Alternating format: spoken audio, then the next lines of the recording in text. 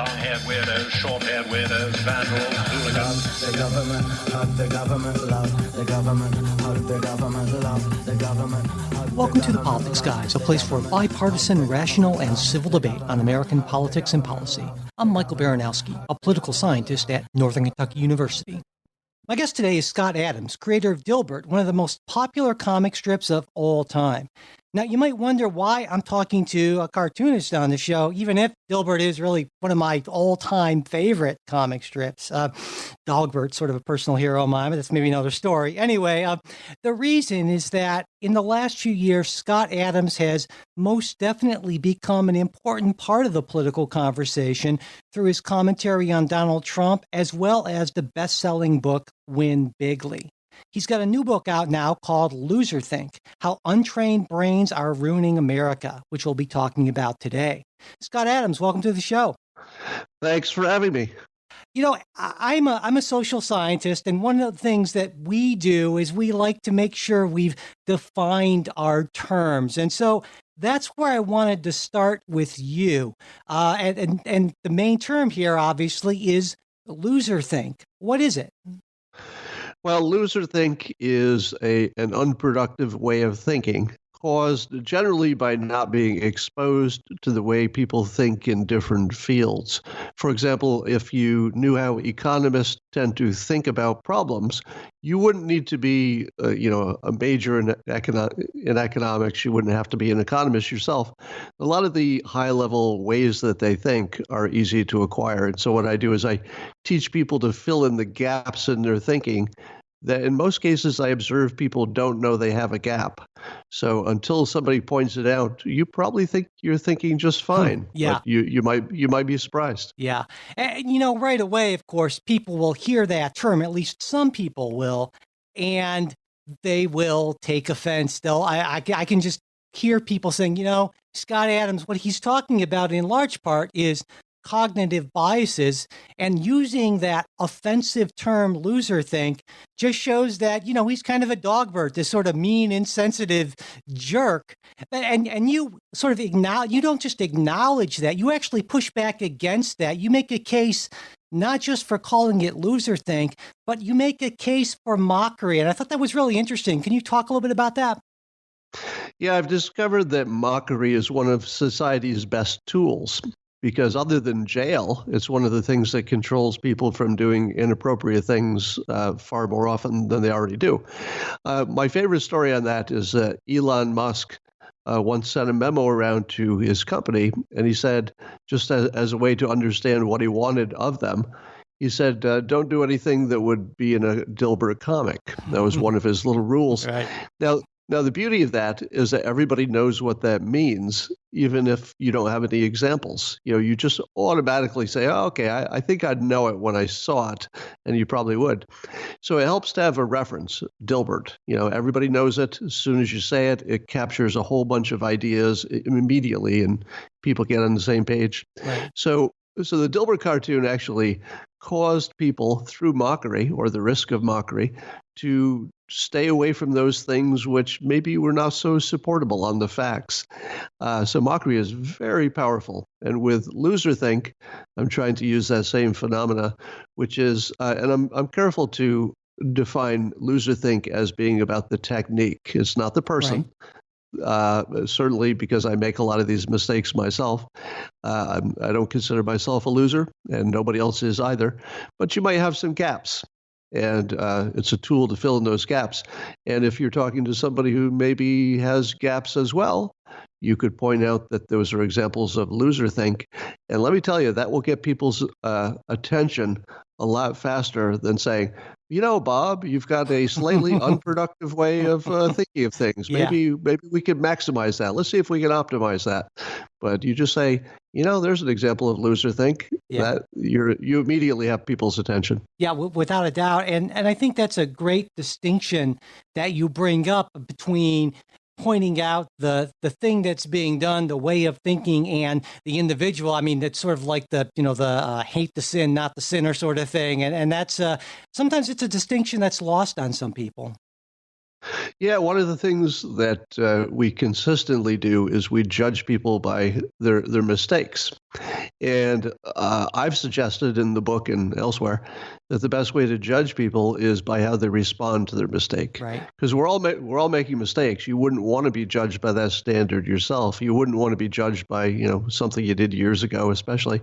But if you respond to it right, if you acknowledge it, you take responsibility, you show remorse if that's appropriate, and then you say, "Here's what I'm going to do to make sure this doesn't happen again." Then on my way of thinking of the world, you just became a perfect person. The mistake stands, but the way you dealt with it was perfect. Right. And that brings in this idea of ego. You actually talk, I was surprised by this. You talk quite a bit about ego in the book, and part of ego is you link it to why loserthink is so widespread and so difficult for some people to get over, right? Yeah, ego is closer to being your enemy than some definition of who you are. And so the mistake is to think that the little messages coming from your ego are really coming from you. It would be more appropriate to say that's an enemy who's trying to give you bad information much of the time. So for example, your ego is saying, don't take that chance. Don't ask that person out. You'll get turned down. Don't go for that job. They'll just say no. So all the things that are holding you back are ego. So what I recommend is just to reframe your understanding of your ego. It's not you talking to yourself. It's more like an enemy. And the best way to deal with it is to turn it into a tool. And the way you do that is to say, today I need a little more ego because I'm going into a job interview. I'm going to do a athletic competition. It would help to be confident. So you pump yourself up, and that helps your performance. Science would agree that confident people perform better. You don't want to overshoot the mark, but if you're confident, that's always good. And then there are plenty of situations where you want to dial down your ego because it would be offensive to others and might make you make bad mistakes. So one of the things I tell people to do is take a special note of how bad your predictions have been in the past. So go ahead and predict what you think based on your worldview you think will happen next in politics or the world or any other domain. Make a prediction and then put it into the world. Tell a friend, tell an enemy, put it on social media, put it in a diary so that you can't accidentally forget the stuff you got wrong. Right. It's a great exercise in humility to remind yourself how often you've been wrong when you were sure you had this figured out. Yeah. So that keeps you modest.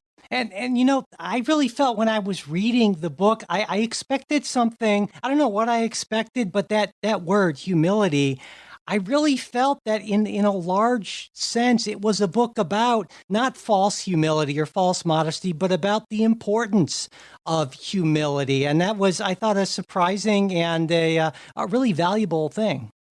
That is a astonishingly good analysis. Nobody's really picked that out, but yeah, you're right on point. If you have the right mix of humility and ego, then you can allow yourself to say, maybe I haven't been thinking about things the right way. Maybe I can add a tool. Maybe I can listen to what this economist says. Maybe I'll learn something about how to think about these things.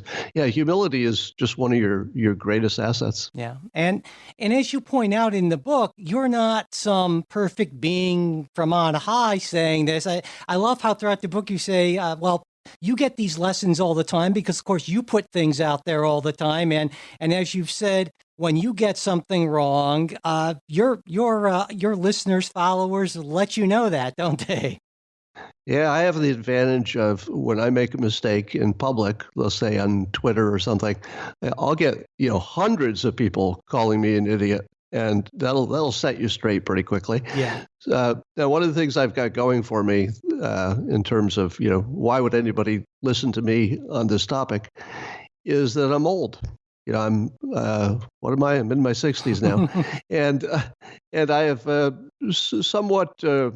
Let's say, studiously added skills to my skill stack. So I have a good degree in economics. I went to business school, top business school.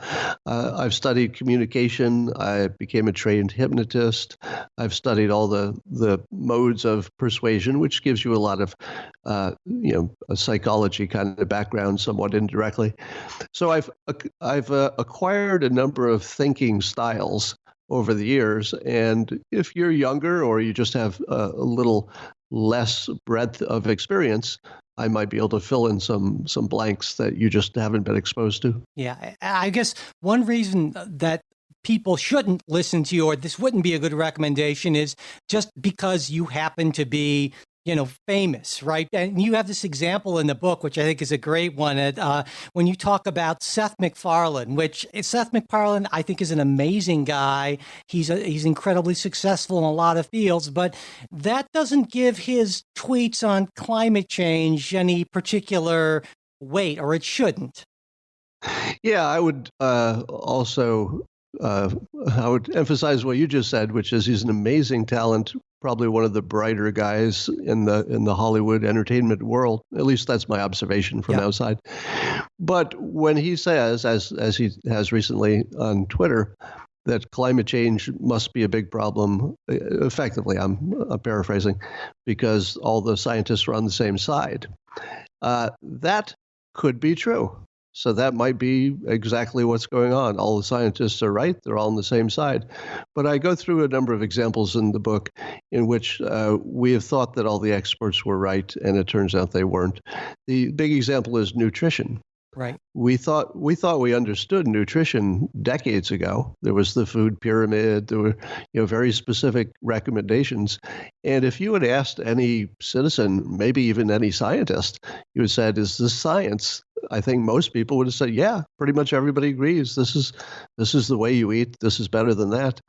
But we now know that much, if not all of that, was just wrong. And we have a much better understanding now. Maybe it'll change again. But the point is that you can't always automatically assume that the experts are right. And, one thing just to keep in mind, I can't go through the whole argument here, is that most of the people working in the field of climate science, for example, probably are experts on whatever they're working on directly. But in terms of the measurements, for example, of what the temperature is and has been, and is it going up or down, there probably aren't that many scientists who are directly, going out to the thermometers and the measuring devices and have some expertise on that. But yet all of their opinions depend on that small group who does. So if you have, let's say 10,000 scientists all agree that climate change is X or Y, whatever it is they're agreeing on, very few of them actually are in control of or experts about the base information that controls everything, right. Which is the temperature going up? How much? Is it unique? Is it different? So just be aware that experts will agree with other experts without necessarily sharing the same level of information that the few people who really know what's going on might have. Yeah, and because you use climate science in various examples throughout the book, and I got to say, at first when I heard it, I was like, oh God, another denier, head in the sand kind of guy. How's he getting his big oil payoff, whatever? But really, I wouldn't say it's fair to characterize you as a denier. The more I read about it, and I tried to keep an open mind, it really seemed like you were just kind of looking at it in a different way and raising some points that I actually hadn't thought about. Now, so that's right. You wouldn't call yourself a denier, right? Maybe a skeptic on this for the reasons you outlined in the book. Would that be fair? Well, I tend to think that the science is very likely to be right in the basic science part. Mm-hmm. That if you add this to the atmosphere, temperature will go up, et cetera. The part that I'm most skeptical about is the long-range financial projections, right, which assume by definition that no surprises happen. Now, we're making 80-year predictions based on no surprises and no real changes in technology. Yeah. I mean, that's absurd. Yeah. If you've done projections professionally, as I have in my earlier careers, I would do financial projections for 3 to 5 years, and they were no better than guesses. Yeah. And that's just 3 to 5 years where I had a really good control of the variables. I mean, I knew what the vendor was going to charge, et cetera. So imagine climate over 80 years with no reasonable assumptions about what the technology will do, because nobody can really predict that stuff. So they are rather absurd. So the question is, what do you do when you've got something that looks like a real problem based on the basic science, but the projections of what is actually going to happen are far less dependable. So I go through how an economist would look at it, how you would do risk management in that case, because that's the part that's missing. Yeah. We tend to hear from scientists and from journalists who are writing about the scientists, but when you talk to an economist, that you tend to get a third view, which is, yeah, it might be a real big problem. We can't tell with 100% certainty, but here's how you would handle it given the uncertainty. Right. And one of the big questions is, what would you do if you thought that if the scientists are right, it's sort of the end of civilization? Yeah. What do you do in that case? Now, the economist would say, what are your other risks? Right. Because if you have multiple things that could wipe out civilization, and we do, you can't spend all of your money on the one, because you got to spread stuff around. Then there's also, what's the benefit of just eliminating poverty? Because that saves more people than just about anything you can imagine. Moving people from desperately poor to not poor is one of the best things you can do for the population of Earth.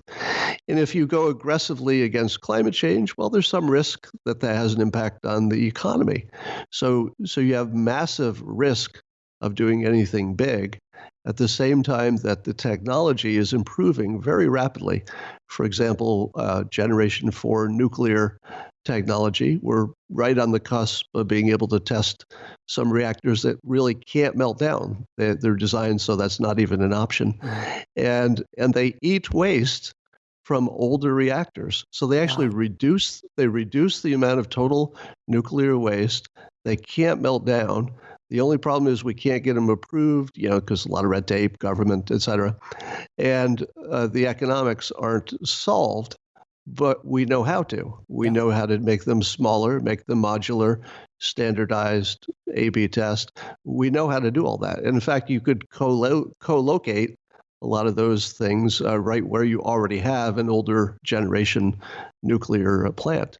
So there are all kinds of ways to save substantially.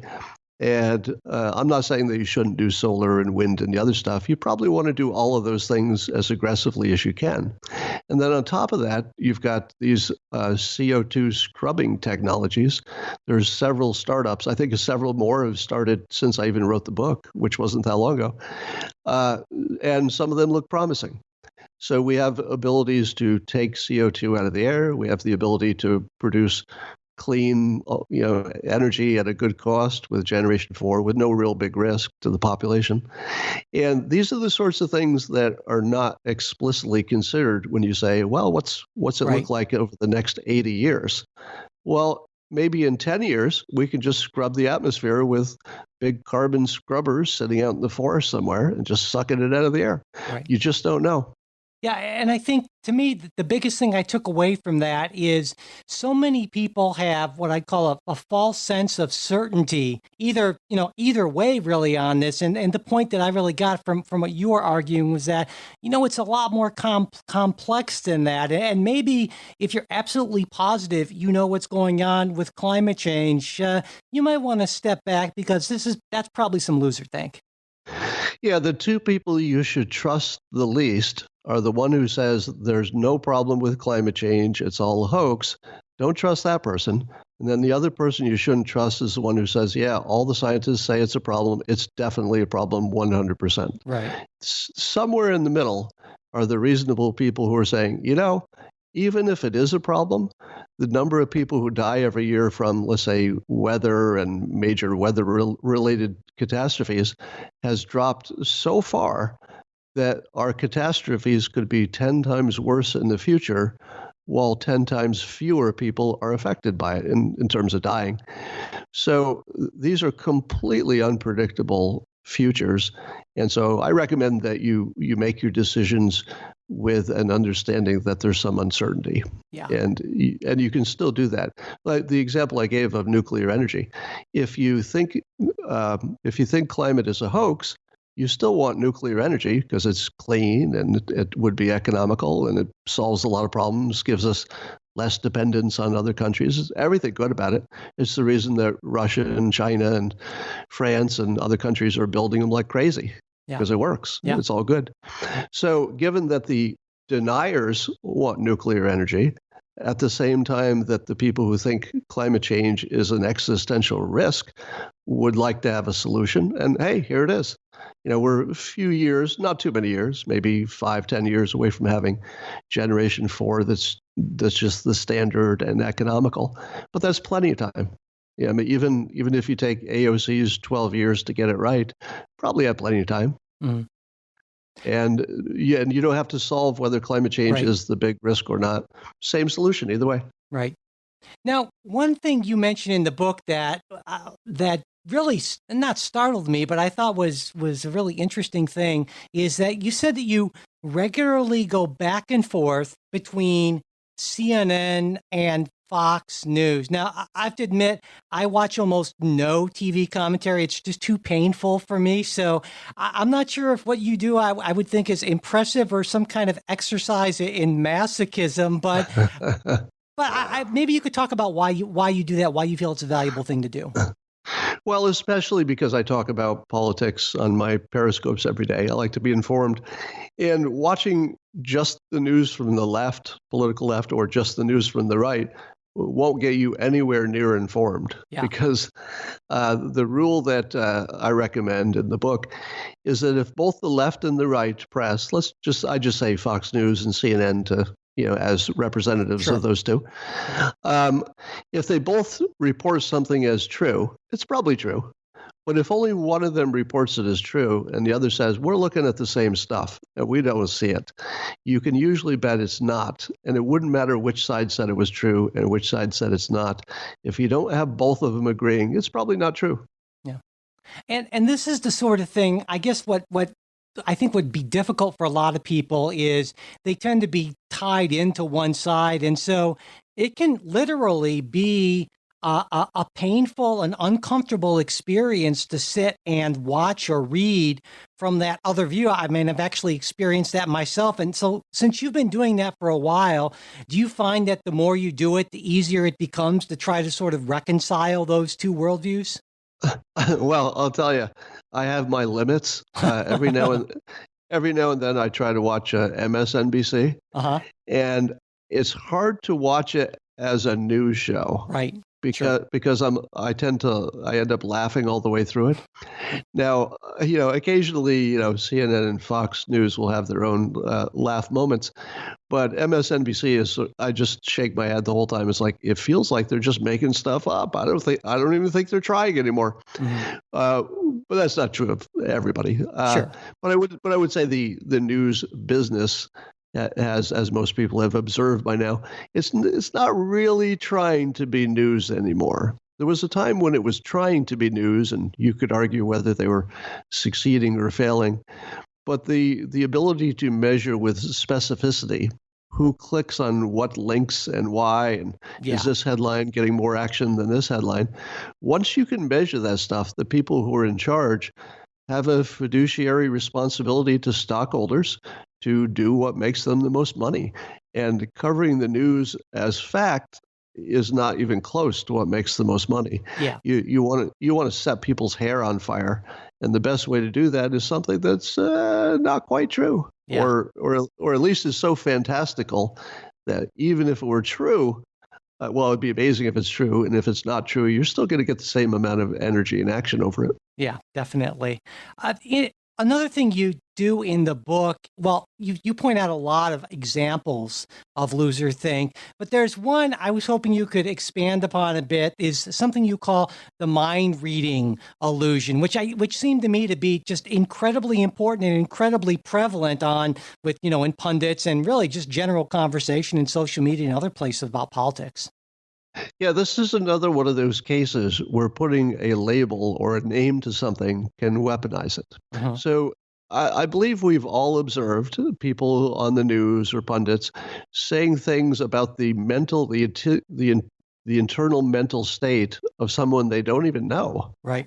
Such as, well, it's obvious that the real reason you're doing this is for power and money, and it's all up a little.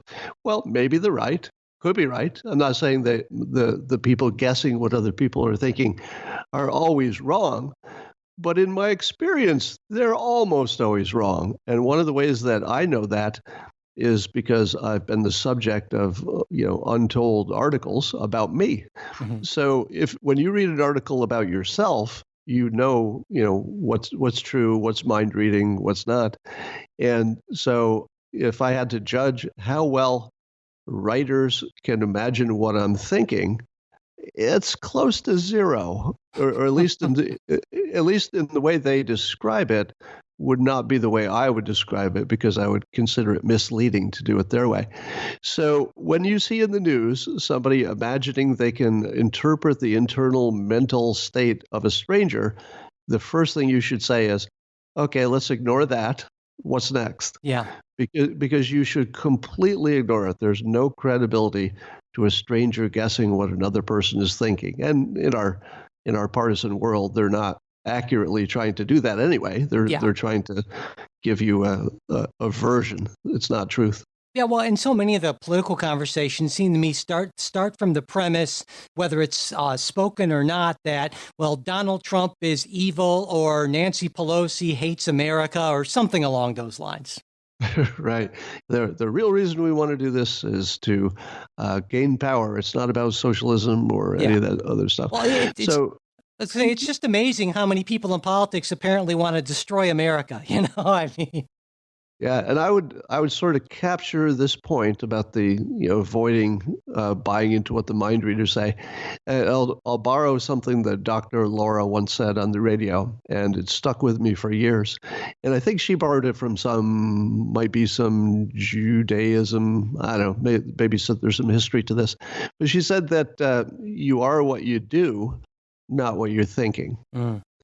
And that is such a different way of thinking of the world, because I think most of us believe that our internal thoughts are who we are. Now, you might not know who I am, but my internal thoughts are who I am. It is so much better for the world and for society, and better for your own mental health, I think, to say that you are what you do. So if you did bad things, it doesn't matter if you thought good things. Right. You're a bad person. And if you have evil thoughts, but you never act upon them, you are A+ in my book. Because if you can do good things consistently, you're a good person. I don't care what you're thinking. So I wonder if almost that extends to, well, it doesn't necessarily matter what you tweet, but it's what you actually do in the world in your job as, say, President of the United States. Does it extend that far, would you say? Is that reasonable? No, I would include what you say as part of what you're doing. I'm talking literally about your unspoken, unexpressed thoughts. Gotcha. So, yeah, tweeting counts. Okay. Another thing you talk about in the book is slippery slope arguments, and those are incredibly prevalent in political debate. And you have a great way of looking at them. You write, "My objection to the slippery slope argument is that everything is a slippery slope until it isn't." Can you explain that? Yeah, the slippery slope is usually sloppy thinking. Yeah. And the problem is that everything is a slippery slope until something stops it. In other words, everything will head the way it's going until there's a reason not to. But in the real world, that reason to stop it almost always appears, even if it's not already there. So if things are moving in the wrong direction, people will notice it and they'll say, hey, that's moving in the wrong direction. Let's put up an obstacle and stop it. There's no such thing as some kind of natural quality of the world that leads things to go in the right direction. You either have obstacles or you don't. And if you don't, you can put them there. So looking at cause and effect and, what are the obstacles? What are people thinking? What are people doing? That might tell you something. Yeah. But imagining that there's some kind of a mysterious, magical thought that once things get going, they just keep going. The example I use is just because you mowed your lawn, it's not a slippery slope to shaving your dog. Right. So I think people just use it because it's easy and lazy, and it's it can be persuasive, actually. Yeah. And especially, I would think in politics, I would argue that the system was designed, at least in part, to sort of provide a countervailing force to make slopes less slippery. But, people don't seem to. I love that observation. If I thought about it for a little bit longer, I could probably convince myself that the entire purpose of the Constitution of the United States is to prevent slippery slopes. Yeah, absolutely, definitely. I like that.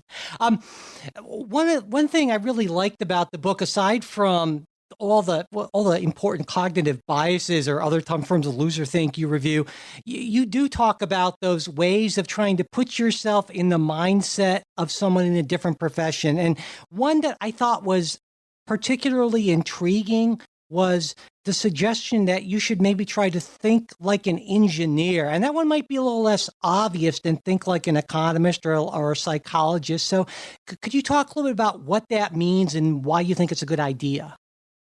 Yeah, in full disclosure, these professional categories overlap a lot. So Sure. just to make the book easy to read, I said, think like an engineer, but this would be common to some other domains as well.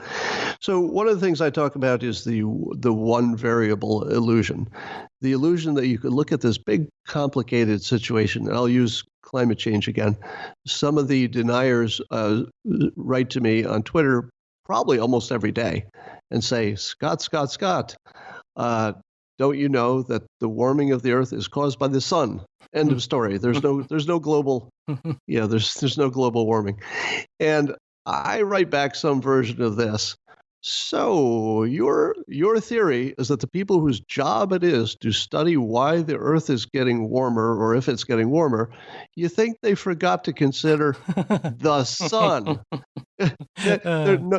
Nobody in the industry thought, hey, the sun is kind of warm. I wonder if that has an effect on anything. So as soon as you hear somebody say there's one reason for anything, one reason that Hillary Clinton lost the election, there's not one reason. There are 10,000 reasons. And if any one of them had been substantially different, depending on what kind of reasons they are, it could have changed the result. Right. So everybody who talks in terms of, I've got the one reason, the one cause, that's just nonsense almost always. Yeah. And of course, the media likes to push that narrative because it's simple and easy to kind of get out there and promote. Well, it's persuasive. Yeah. So knowing that the one variable thing isn't something you should take seriously might defend you a little bit from being persuaded by it. Right.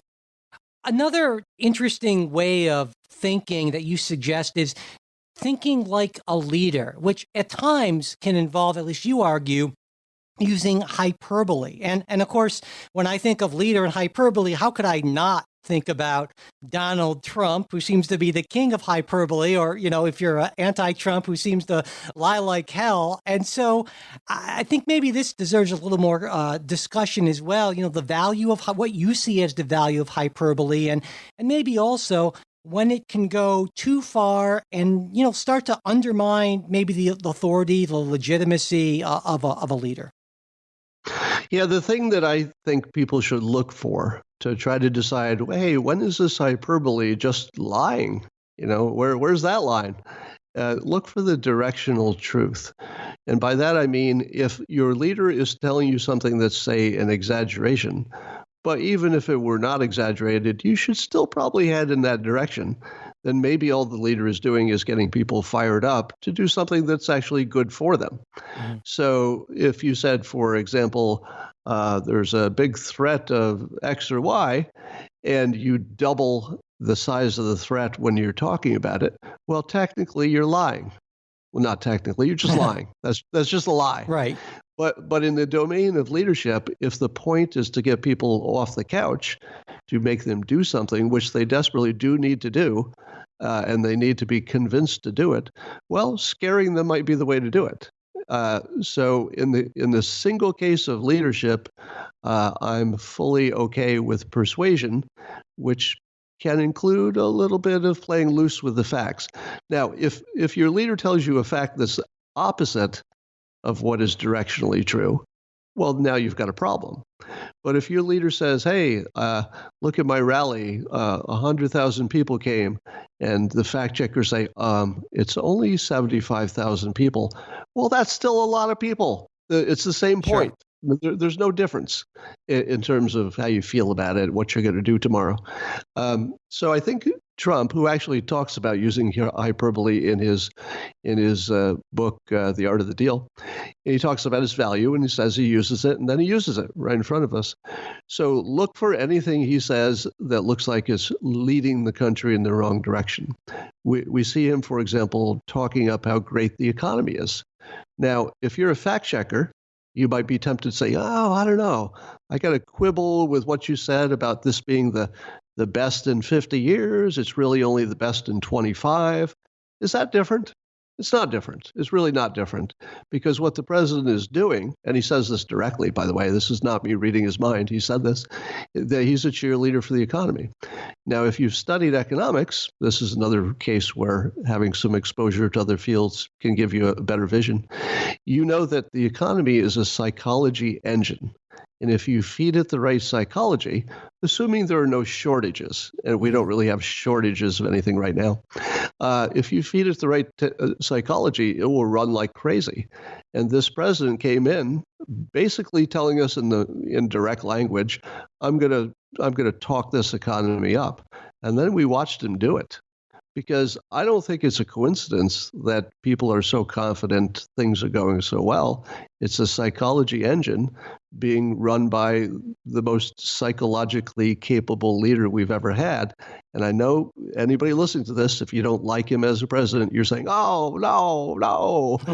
But just give me this one thing. You can disagree with him on anything else. On this one thing, there's never been a better cheerleader for the economy, and we have the strongest economy. Could be a coincidence. I give Obama lots of credit for taking us off the bottom, but I think Trump has to be given credit for the way he has managed the psychology about the economy. It definitely helps.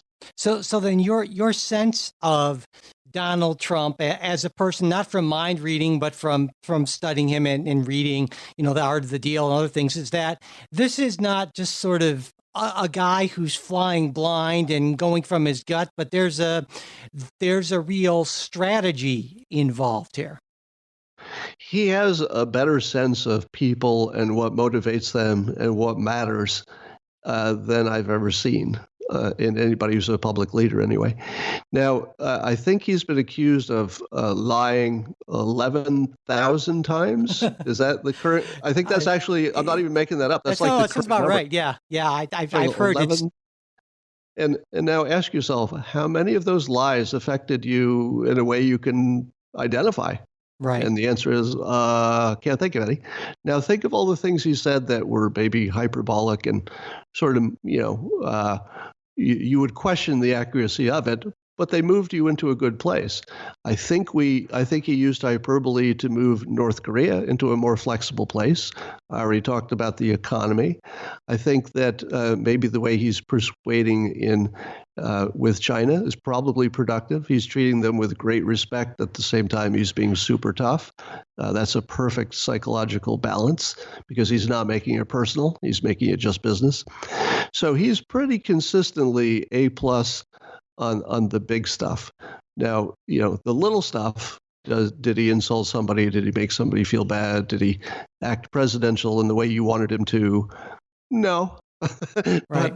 But I also think he has a good sense that stuff doesn't matter the way people, at least people in the news, would like us to think it matters. Yeah, and I wanted to ask you about that because in the book you talk about this a bit, the idea of normalizing. So what a lot of people will say is that, sure, okay, maybe it's, maybe you're right in the sense that it didn't have a direct effect, but this sort of behavior from the president of the United States, this normalizes this sort of vulgarity and low behavior, and it demeans the country and that sort of thing. And you have some thoughts on that. Yeah, that word normalize is a tricky one. It's a persuasion word and less so it's an accurate word. And let me give you an example. So people say, President Trump, you keep criticizing the free press, and the free press, of course, is vital to our democracy. Stop doing that because you're going to normalize that. To which I say, wait a minute, you just made me think past the sale. We first have to back up and say, is the press acting in a way that it should be criticized? If the answer is yes, then I absolutely want my leader to criticize them as loudly as aggressively as possible, because I need to fix that. We've got a free press that's illegitimate. I need to fix it. Now, if the opposite is true, the free press is doing the best it can, sure, make some mistakes, but don't we all? Then I would say, yeah, maybe you don't want to push them so hard because that's just for politics, or it's not helping anything get better. But if you believe the press, because of the ability to measure what gets clicks, if you believe they've drifted beyond the point where they're, let's say, beneficial to the society, and I would argue that perhaps we are there, then I will want to normalize this criticism as quickly as possible. Yeah. So don't let normalize make you think past the sale. Yeah. Ask yourself if it makes sense to go where you're going. Now, I just noticed that in doing what you just did, you actually used the technique that you recommend in the book. In your chapter on Thinking Like a Scientist, you suggest one thing that people might do that could be very useful is ask themselves, what if the opposite is true? And talk a little bit about why you think that's such a potentially powerful question. It's a good way to make sure that you don't get locked into some assumptions. So I do this as a cartoonist. And I attributed this to a scientific way of thinking because I think they have pretty flexible minds too. So they can say, well, what if, in fact, I was just reading a story about that. Some physicists were asking literally, well, what if the opposite is true? What if everything we thought is wrong? And scientists are good at that. It's something I do when I write comics. So when I'm creating a situation, I like to use the example of let's say a character in a comic who's a doctor. The normal way a doctor would act is he would do what he could to save your life and keep you healthy. But what if the opposite were true, which is where the humor comes in? Yeah. What if it was really a serial killer who found a way to do it legally? Mm-hmm. So that's how you write humor, is you say, what if the opposite is true? And scientists do that too. So it's a good way just to keep you humble and keep you questioning your assumptions. Yeah, in reading that, I thought, well, okay, you can use that. I mean, pretty clearly in some current political issues, like what if there really were a deep state conspiracy event against Donald Trump? What would that look like, and how would that fit the facts? Or on the other side, what if the president was involved with Russia and so forth? If you're coming from the right, and that really does reorient your thinking in a pretty interesting way. Yeah, our brains are so simple that if you were to ask somebody to simply repeat a statement that they didn't believe, and by the way, this has been tested, just read out loud this statement that you believe the opposite of, and the person says, all right, you're paying me $5 or whatever, I'll do that. And you can actually change people's opinion through the process of having them artificially read the opposite opinion. Or write the opposite opinion, which is the one that's been studied. And I think that the exercise that you do with yourself of just saying, well, what if I'm completely wrong? What if the opposite is true? Yeah. Is just a good way to guard against that bias. And that can be really tough to do, because when I try to do that, it feels like it requires the sort of effort that I'm not used to giving. But some of the insights can be pretty interesting. Yeah, it can almost hurt. Yeah, if you're not used to it. So yeah, absolutely, practice helps. And I think one thing that maybe helps is pushing back against an actual person. I mean, one of the things we try to do on the show is have people with different views on, so we can sort of have that exchange. And of course, it can be really tough to have civil dialogue with people who have different views. And you offer some advice on this as well. It's to start with what you call the magic question. So what's the magic question, and what makes it so magical? I find that when I'm debating with people on usually political stuff, that they will consistently misinterpret my opinion, restate it in some absurd way, and then argue against the absurd opinion that they invented in their own mind, and then declare victory. And it's really hard to get out of that pattern because I would say it's close to 100% of the thousands and thousands of people who have criticized me online. When they state what they are criticizing, it's almost never, I would say 95% of the time, it's some weird interpretation that I certainly don't hold. So to get past that, I recommend that people ask this question: what is the one thing you believe on this topic that I don't? And what you'll find is that it makes it harder for people to reinterpret your opinion into something stupid because they've got to get down into the weeds. They might say, well, you believe that if we add gun control, criminals won't get any guns. And then you say, no, I don't believe that. Yeah. And you just keep them going until they run out of things. And I've caused people to realize that they thought they were disagreeing with me, and they weren't. We actually were on exactly the same page, but we were arguing violently only because they were misinterpreting me and arguing against their own illusion. Yeah.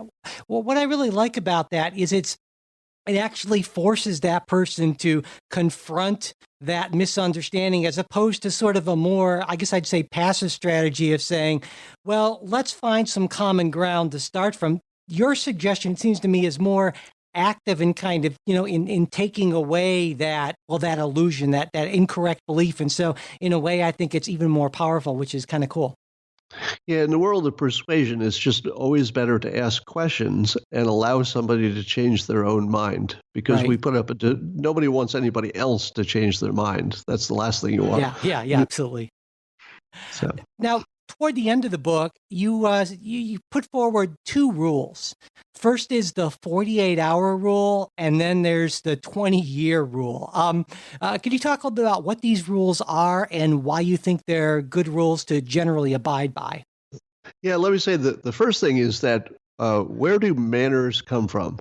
And the answer is, well, somebody. I mean, somebody had to be the first one to say, if the elevator's closing and somebody's coming to it, it'd be better manners to hold the door from.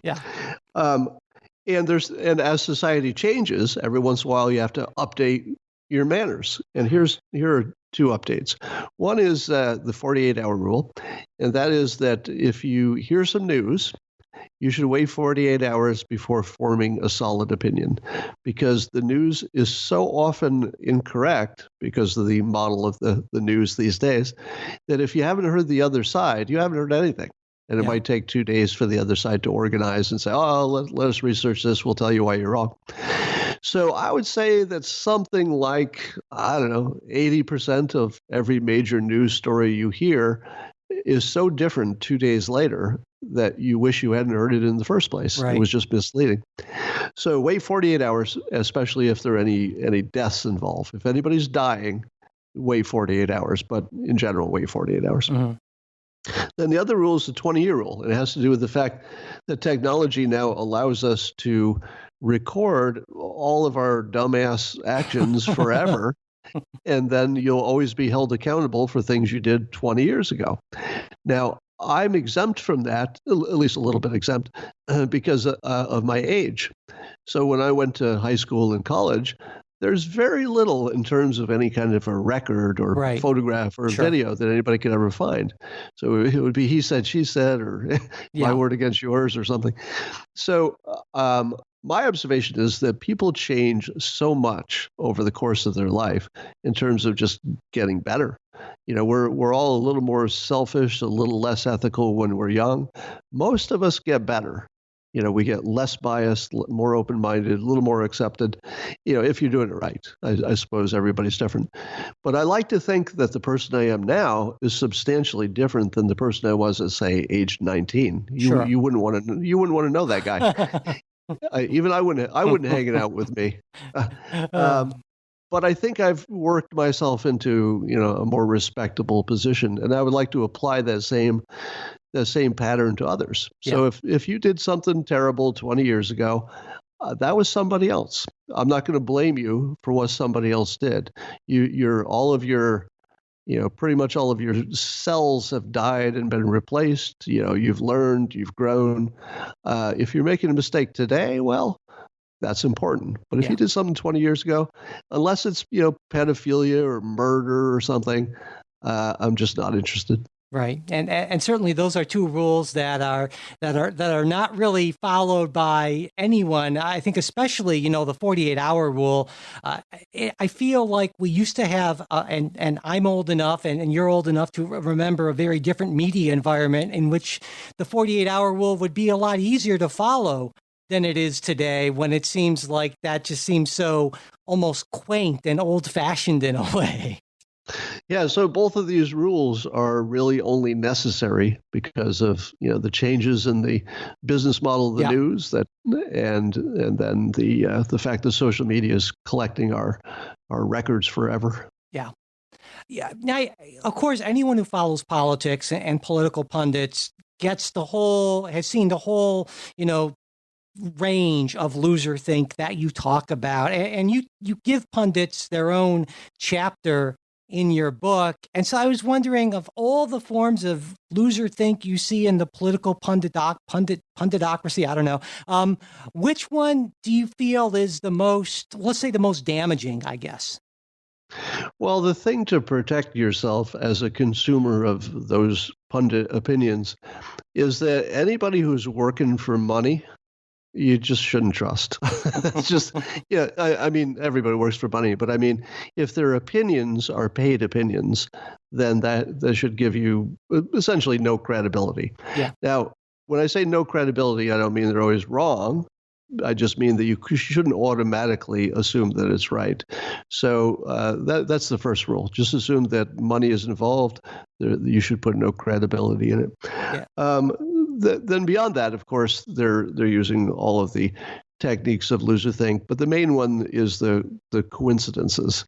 So they'll say, well, there's no way to explain this if given these facts. How could you possibly explain these facts? And I like to point out that the biggest explanation, the most common explanation for any news you hear is something you didn't imagine. Yeah. That's always the most likely explanation because our imaginations are limited. And if you find yourself saying or listening to a pundit who says, well, with these set of facts, he must be the next Hitler. Yeah. And then, 48 hours later, you learn, oh, there was a little more context here. This wasn't anything like I thought.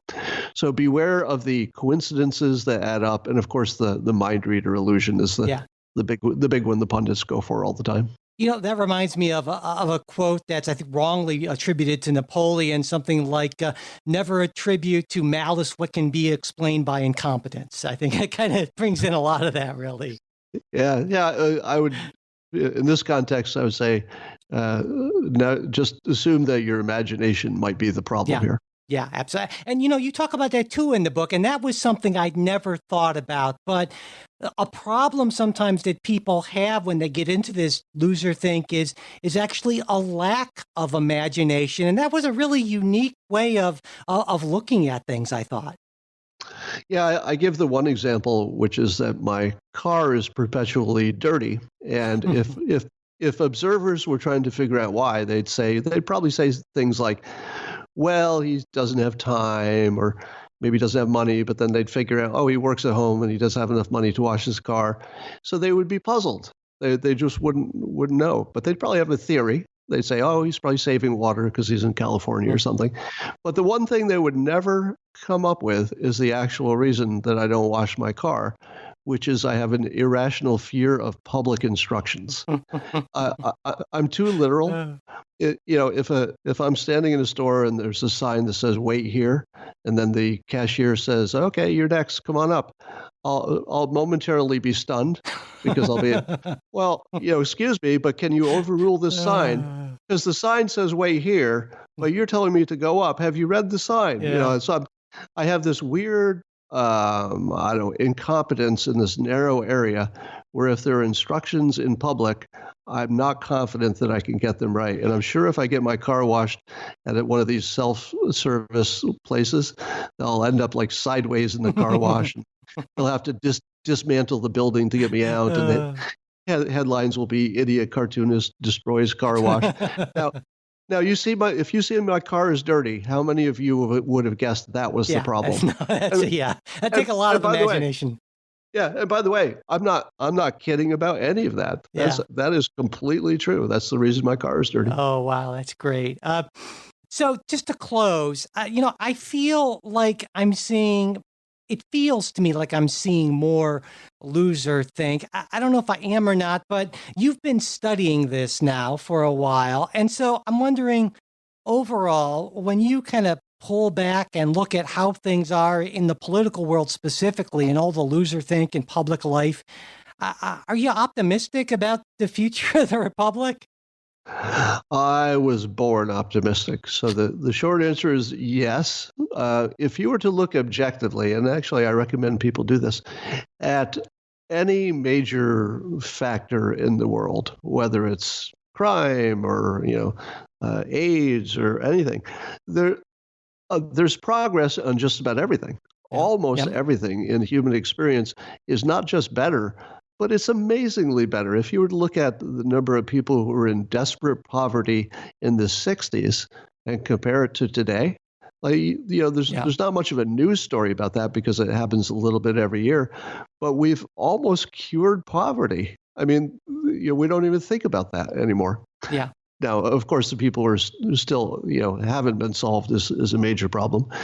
But it's just helpful to say humans are amazingly good at figuring stuff out. There's something I call the Adam's law of slow-moving disasters, which states that if humans can see a problem coming from far enough away, we solve it every time. Yeah. Hey, we're going to run out of food. Oh, well, we invented fertilizer and we got better at making food. Right. And hey, we're going to run out of fuel. Well, here comes fracking. Hey, we've got climate change. Well, Generation 4 nuclear. So we're amazingly good at fixing big problems when we see them coming. The ones that are the real problem is the one you didn't know was going to happen and it just jumps at you. Yeah, the asteroid, it's going to wipe us out in a week and a half or something like that. Yeah, absolutely. Right. All right, well, on that optimistic note, we'll close. Scott Adams, thanks so much for taking the time to talk with me today. It was a real pleasure. Thanks for having me. That's it for this episode. Thanks for listening. We hope you like what you heard. Listener support is what keeps the show going, and we truly appreciate it. When you become a monthly sustaining supporter of the show on Patreon, you don't just get our gratitude, you get a supporters exclusive bonus episode each and every week. Also, supporters at various levels can get additional bonuses like Politics Guys gear and access to a special supporters only Facebook group. To learn more about all this stuff, go to patreon.com/politicsguys, or you can visit our website, politicsguys.com/support. Subscribing to the show also really helps, as does sharing episodes. Word of mouth is, of course, the best advertising, and we really would appreciate it if you tell folks about the show. Leaving reviews and ratings on whatever podcast app you use is also greatly appreciated. If you want to get in touch with us, you can do that at mail@politicsguys.com. There's also our Facebook page where you can message us, and where we're posting things throughout the week. It's facebook.com/politicsguys page. Finally, we're on Twitter @politicsguys. The executive producers of the Politics Guys are Bruce Johnson, Wilma Moreno, Benji Fishman, and Andra Masker. Today's show was produced by Michael Baranowski. We'll be back with a new show on Saturday. We hope you'll join us.